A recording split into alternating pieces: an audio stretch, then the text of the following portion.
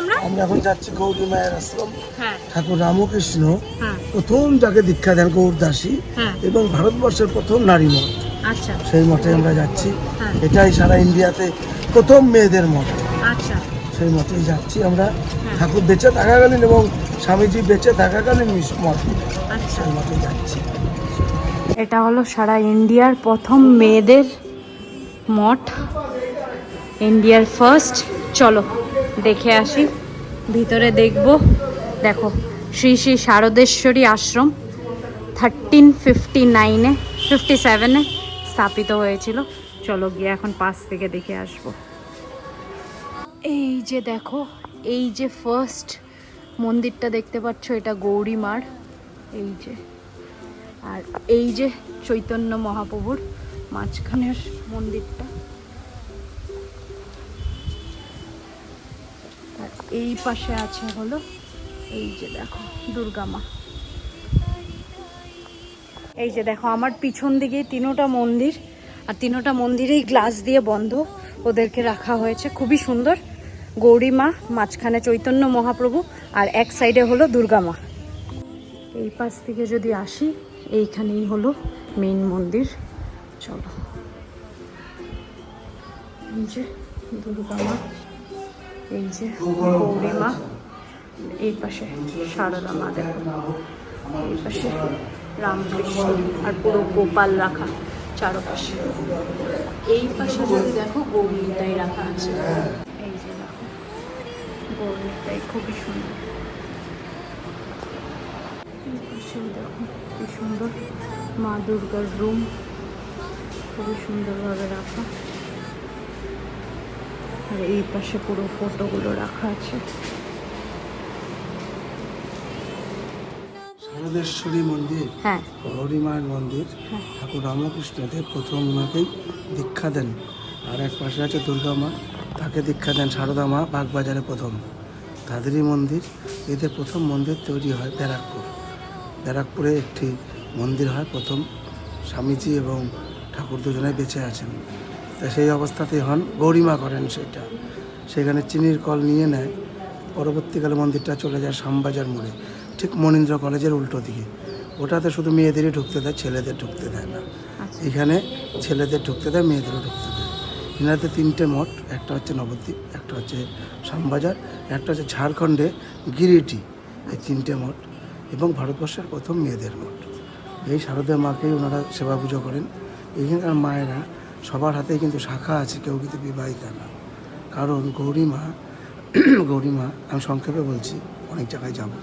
গৌরীমা প্রথম, গৌরীমাকে যখন গৌরী বাবা বিয়ে ঠিক করেন, তখন গৌরীকে বলছে যে গৌরী তোমার কিন্তু বিয়ে ঠিক করা হয়েছে। কিন্তু গৌরী বলছে আমি বিয়ে করব না, কারণ যেই মানুষ মরে যায় তাকে আমি বিয়ে করব না। কিন্তু গৌরীর বাবা বলছেন মানুষ তো মরবেই, তা মানুষকেই তো মানুষ বিয়ে করে, বলছে না আমি বিয়ে করব না।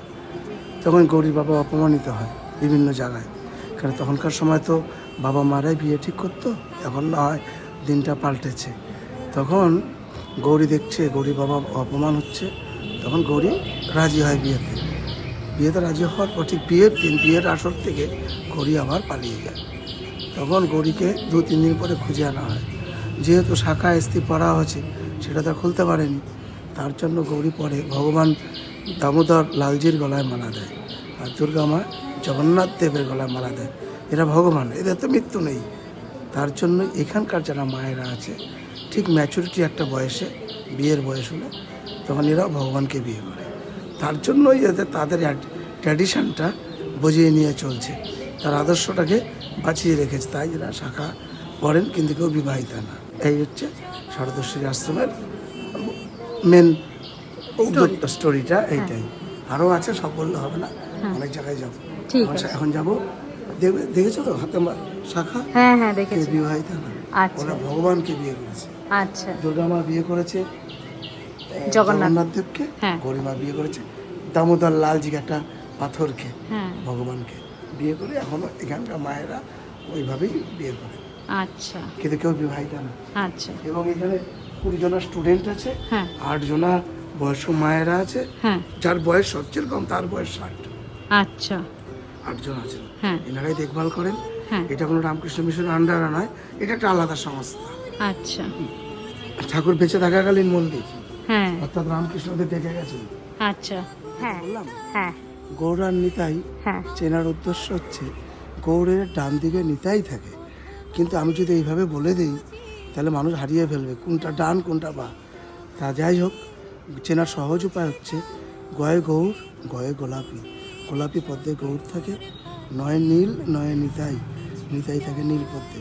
কোথাও যদি আমরা গিয়ে দেখতে পাই যে পদ্মটার দিকে লক্ষ্য রাখবে পদ্মটা কি কালার, যদি দেখি গোলাপি পদ্ম তাহলে জানবো এটা আমরা গৌর, গৌর। যদি দেখি আমরা নীল পদ্ম তাহলে জানবো এটা আমরা নিতাই। নিতাই। কেউ যদি আপনাকে বলে যে নিতাই নীল পদ্মটাকে গৌর বলে, তা আমাকে ফোন করলে আমি বিস্তারিত ভেঙে বলে দেবো, তার ভুলটা ভেঙে দেবো কে গৌর কে নিতাই। আচ্ছা। নিতাই হচ্ছে নিত্যানন্দ প্রভু, হ্যাঁ। যার জন্ম বীরভূম একচক্র ধাম। গৌর হচ্ছে মহাপ্রভু, যার জন্ম নবদ্বীপ।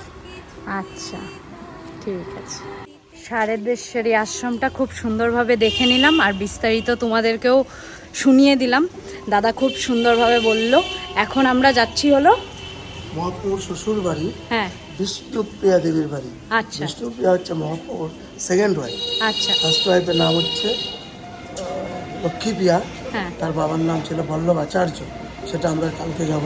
হ্যাঁ আজকে যাচ্ছি লক্ষ্মীপ্রিয়ার বাড়ি। হ্যাঁ। লক্ষ্মীপ্রিয়া হচ্ছে বিষ্ণুপ্রিয়া হচ্ছে মহাপ্রভুর সেকেন্ড ওয়াইফ। Second wife. হ্যাঁ। মায়ের অনুরোধে বিয়ে করেছিলেন বিষ্ণুপ্রিয়াকে, আচ্ছা। অর্থাৎ সনাতন মিশ্রর মেয়ে, হ্যাঁ। তার নাম হচ্ছে বিষ্ণুপ্রিয়া। আচ্ছা। মহাপ্রভুর সেকেন্ড ওয়াইফ। যাচ্ছি চলো। বিষ্ণুপ্রিয়ার দেবীর মন্দিরের জন্য আমরা এবার বেরিয়ে পড়লাম। এই যে এটা হলো মহাপ্রভুর শ্বশুরবাড়ি আর বিষ্ণুপ্রিয়া দেবীর বার্থ প্লেস বা বাপের বাড়ি বলতে পারো। খুবই সুন্দর আর্কিটেকচার। আমরা এবার এই মন্দিরে ঢুকে যাব, চলো। এই যে দেখো, এটাও কিন্তু হেরিটেজ প্রপার্টি সাইট, বিষ্ণুপ্রিয়া দেবীর বার্থ প্লেস। দিক দিয়ে প্রবেশ হলে এইভাবে পুরো জায়গাটা। আমরা এখন এগিয়ে যাচ্ছি। এই পাশে হলো গেস্ট হাউস আর এই পাশে সোজা এগিয়ে যাচ্ছি। এখন মন্দিরের ভিতরে চলে যাচ্ছি। জন্ম হয় এই ঘরে। আচ্ছা। বিষ্ণুপ্রিয়া দেবীর জন্ম হয় সরস্বতী পুজোর দিন, শ্রী পঞ্চমী। আর বিষ্ণুপ্রিয়ার মা হচ্ছে মহামায়া দেবী, বাবা রাজ পণ্ডিত সনাতন মিশ্র। তখনকার দিনের ন্যায়শাস্ত্রের বড় মাস্টার। তখনকার দিনের মাস্টারকে পণ্ডিত বলা হতো। এখন যেমন মাস্টারকে স্যার বলে, তো আগে মাস্টার বলতো, পরে স্যার, তার আগে বলা হতো পণ্ডিত। তা উনি ছিল বিখ্যাত এক পণ্ডিত, নাম হচ্ছে রাজ পণ্ডিত সনাতন মিশ্র। এই ঘরেই জন্ম। আর এরপরের যে ঘরটা আমরা যাচ্ছি, এই ঘরটা বিষ্ণুপ্রিয়া দেবী আর মহাপ্রভুর বিয়ে হয় বুদ্ধ পূর্ণিমার দিন। এখনও বুদ্ধ পূর্ণিমার দিন আমরা বাঙালিরা যেমন বিয়ে করি সেইভাবে সব অনুষ্ঠান হয়, সব কিছু হয়। সালাই বাজে, নামি মুখে ভাষা, গায়ে হলুদ হয়, শাস্তি দেওয়া হয়, লোক খাওয়ানো হয়, সাত পাক করানো হয়, ধুতি পাঞ্জাবি টোপর করানো হয়, কনে সাজানো হয়, এভরিথিং সব কিছু হয় এই ঘরে। সেটা ঘরটা ছোটো হয়ে যাবে তখন এখানে হয়। ঘরটার মধ্যে বিয়ে হয় বিষ্ণুপ্রিয়া দেবীর। রূপে মহাপ্রভু, হ্যাঁ রাধা রূপে বিষ্ণুপ্রিয়া। হ্যাঁ এই রূপটা একবারই হয়েছিল। এটা কিন্তু কৃষ্ণ নয়, রূপটা কৃষ্ণের। কৃষ্ণ যদি হতে গেলে কালো হতো। দেখুন মহাপ্রভু বলে ওই যে পদ্মটার দিকে তাকান, হ্যাঁ সেটা দেখিয়ে দিয়েছিলাম, হ্যাঁ। একটু আগে দেখালাম না, গৌর। গৌর গোলাপি পদ্ম, ওই যে পদ্মটা। হ্যাঁ গোলাপি। এই হচ্ছে আমাদের এই মন্দির বিগ্রহ, এটাই পূজা হয় হ্যাঁ। রেগুলার। এই যে দেখো কি সুন্দর গৌর নিতাই কৃষ্ণের রূপে, কি সুন্দর দেখো, খুবই সুন্দর। খুবই সুন্দর দর্শন হয়ে গেল মহাপ্রভুর শ্বশুর বাড়ি, অর্থাৎ বিষ্ণুপ্রিয়া দেবীর বাপের বাড়ি, বার্থ প্লেস। খুব সুন্দর দর্শন করতে পারলাম। আর আমাদের যিনি দাদা, ইনি আমাদেরকে পুরো ডেসক্রিপশনটা বলে দিচ্ছে, সেটার জন্য আমাদের আরও ভালো হচ্ছে দর্শন করাটা। এই যে দেখো, ঢুকে আসার পরে এখানে নারায়ণের বাহন রাখা আছে আর এই পাশ দিয়েই প্রবেশ, এফালে এইদিকে দেখানো আর ওই পাশে বাহিরের পথ। তো এই রাস্তা দিয়ে আমরা এখন বেরিয়ে যাব। খুব সুন্দর। আজকে দাদা আমাদেরকে 6টা স্পট দেখিয়ে দিল নবদ্বীপের মধ্যেই। আরও কিছু স্পট আছে যেগুলো আমরা কালকে ঘুরবো, বিকজ আমরা যেই মিশনে আছি, মিশনেরও কিছু টাইমিংস আছে। তো 5:30টার ভিতরে ওখানেও ঢুকতে হবে। তো সেই স্পটসগুলো কালকে দেখাবো। আর এখন আমরা বেরিয়ে যাচ্ছি মিশনের জন্য। এই যে মহাপ্রভুর শ্বশুরবাড়ি পেরিয়ে চললাম এবার মতের উদ্দেশ্যে। এখন বাজে হলো 6টা বাজতে 1 মিনিট বাকি আছে। আর আমি মহারাজ থেকে পারমিশন নিয়ে নিয়েছি। তো মহারাজ বললো হ্যাঁ দূর থেকে ভিডিওটা করতে পারো। তো আরতি সঙ্গীত কীভাবে হয় সেটাও তোমাদের সাথে শেয়ার করবো আজকে। চলো। আর জাস্ট চারপাশের ওয়েদারটা দেখো আজকে কি সুন্দর হয়ে আছে। এখন পুরো কুল হয়ে গেছে। আর মন্দিরটা দেখো কি অসাধারণ লাগছে দেখতে।